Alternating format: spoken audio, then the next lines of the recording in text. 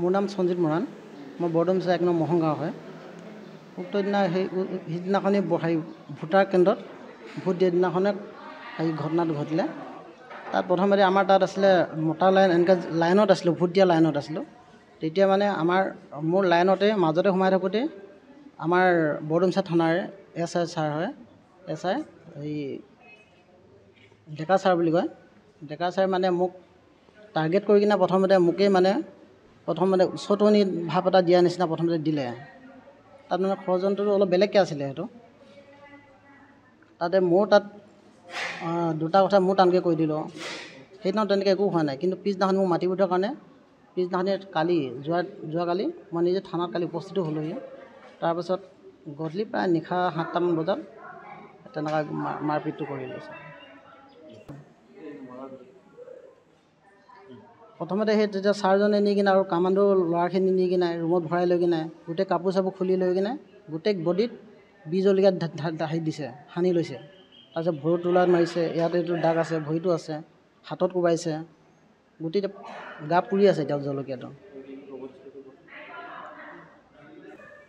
Politically involve হৈ আছে মাজত ঘটনাটো। এতিয়া মোক হেৰিয়ৰ কাৰণে এইটো BJP কিবা বুলি কিনে কৈ কিনে BJP তো হেৰি হয়, BJP গুণ্ডা তো তেনে কৰি কিনে এইটো জিলা হেৰিয়ৰ এইটো অসম জাতীয় পৰিষদ না সেইটো এই জাহাজৰ তাৰ মানুহ দুজনে লগ খাই কিনে মানে এইটো ডেকা ছাৰক উচতি নেতা দিলে। এই ল'ৰাজনক তেনেকৈ মোক প্ৰথমতে পিঙাই ল'লে। ভুল যিহেতু মোৰ প্ৰথমে নাছিলে, সেইকাৰণে দুটা কথা মোৰ টানকৈ কৈ পালোঁ। তেনেকুৱাই হ'ল কথাটো। হয়, যোৱা 2 তাৰিখে ইলেকশ্যনৰ দিনা 1 নং জিত বৰা মধ্য ইংৰাজী বিদ্যালয়ৰ ভোটগ্ৰহণ কেন্দ্ৰত মোৰ দাদাই ভোটদান কৰিবলৈ ৰৈ থকা অৱস্থাত যিহেতু মই প্ৰত্যক্ষদৰ্শী নাছিলোঁ, মই তাত নাছিলোঁ, গতিকে আৰক্ষী বিষয়াজনৰ লগত এটা তৰ্কাতৰ্কিত লিপ্ত হয় লাইন পতা নপতাক লৈ। তাৰ পিছতে আৰক্ষী বিষয়াজনে তাৰ পিছদিনা অৰ্থাৎ যোৱাকালি দাদাক মাতি পঠায়, থানালৈ মাতি পঠায়। গতিকে তেওঁ নিজে আহি থানাত উপস্থিত হয়। উপস্থিত হোৱাৰ পিছত তেওঁক মুঠতে ইমানেই অমানসিক, মানে ৰাতি 10:30মান বজালৈকে তেওঁক থানাৰ ভিতৰতে ডেৰমান বজাত অহা মানুহজন, নিজে ধৰা দিবলৈ অহা মানুহজন 10:30মান বজাত আমাক ঘৰৰ মানুহক চাবলৈ দিছে। প্ৰথম অৱস্থাত ঘৰৰ মানুহক আমাক চাবলৈ দিয়া নাছিলে। আমাক মানে দাবী ধমকি দি থানাৰ পৰা খেদাই পঠাইছিলে।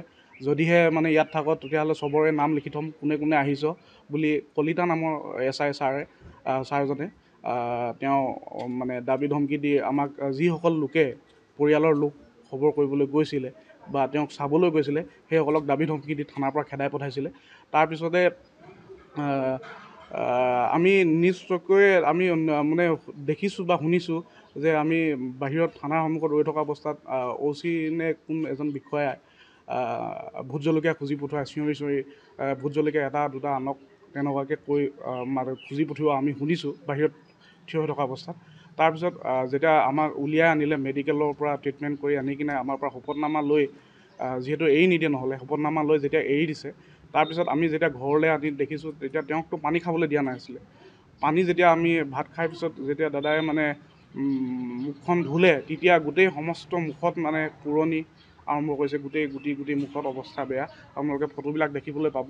আৰু গোটেই ভৰিত আৰু কলা ফুলত গোটেই মানে আৰক্ষীৰ লাঠিৰ কোবৰ চিন স্পষ্টভাৱে আছে।